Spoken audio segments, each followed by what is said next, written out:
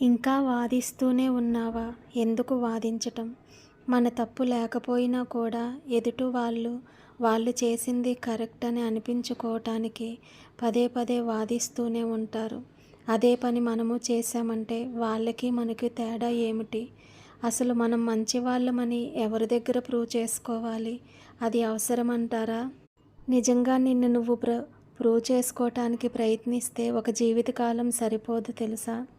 వాదించడంతో జీవితం మొత్తం అలసిపోతాము. ఇంకా ఇంకా వాదిస్తున్న కొద్దీ ఎదుటివాళ్ళు వాదించటానికే ప్రయత్నం చేస్తారు.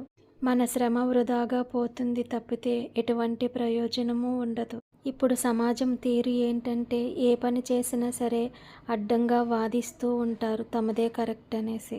అలాంటి చోట ఉండకూడదు. ఒక్క మాట కూడా మనం పెంచకూడదు. శక్తిని కోల్పోవడం తప్పితే దీనివల్ల ఎటువంటి ప్రయోజనం ఉండదు.